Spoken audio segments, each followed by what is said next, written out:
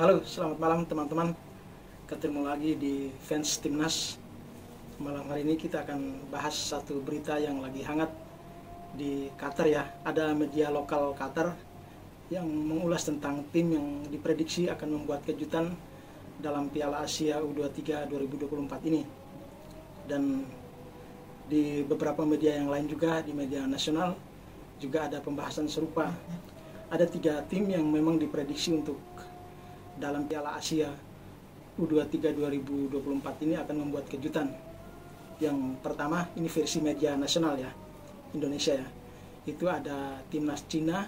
Itu kita tahu Cina udah berapa kali mengikuti Piala Asia.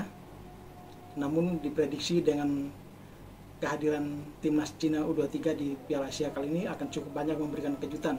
Hal itu disebabkan karena hasil dari beberapa kali uji coba itu Cina menunjukkan hasil yang positif ya. Kemudian tim yang kedua, jadi tadi tim ketiga ya. Yang kedua itu adalah timnas Vietnam. Nah, itu diprediksi juga akan membuat kejutan. Kita tahu memang di level senior beberapa waktu yang lalu timnas senior Vietnam dibantai bahkan 5 gol tanpa balas ya di 3 kali pertemuan oleh timnas Indonesia senior ya.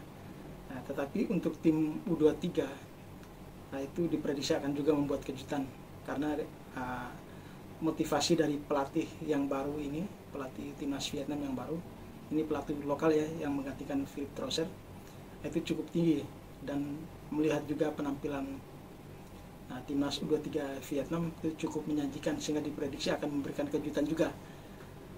Dan peringkat 1 yang akan memberikan kejutan ini versi media nasional maupun satu media di Qatar ya, namanya Al-Sharq ya.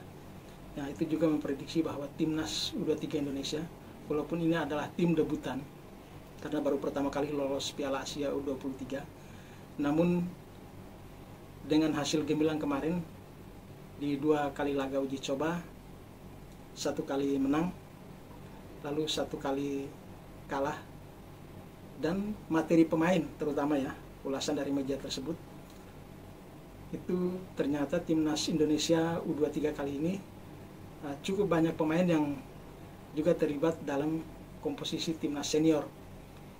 Jadi dari segi pengalaman, walaupun tim ini debutan di Piala Asia U23, tetapi tim ini sudah dianggap senior sebenarnya dari sisi jam terbang ya, karena sudah mengikuti juga timnas senior kemarin, beberapa pasukan dari anggota pasukan dari tim U23 ini, sehingga diprediksi akan berbicara banyak di Piala Asia U23 2024 nanti di Qatar.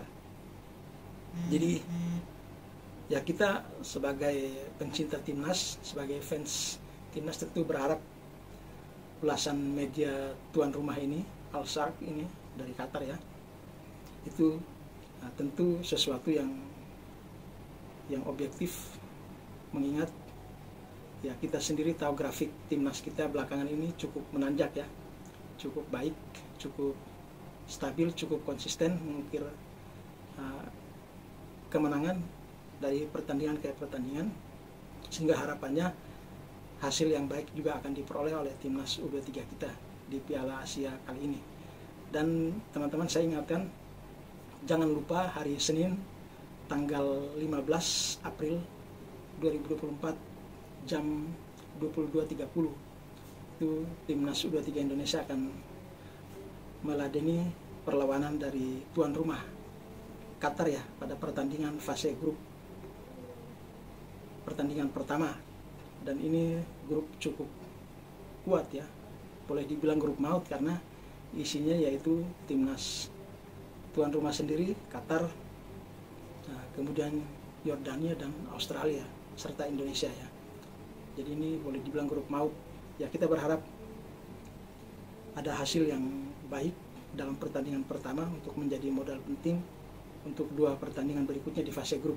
Harapannya Indonesia juara grup atau minimal bisa runner up supaya bisa melangkah ke babak 8 besar, dan ya harapannya bisa melangkah lebih jauh lagi. Coach Sintayong cukup percaya diri dalam pertandingan kali ini janji beliau bahwa timnas punya kans untuk bisa masuk ke fase semifinal atau 4 besar ya. Kita berdoa saja, mudah-mudahan hasilnya baik, karena tentu tim kita yang bermain di Qatar ini membutuhkan doa, dorongan semangat dari kita semua. Jadi teman-teman, mari kita dukung timnas kita dengan doa. Tentu kita punya harapan untuk tim ini meraih hasil yang maksimal di turnamen kali ini. Demikian informasi yang dapat saya sajikan kali ini. Terima kasih sudah mampir dan menonton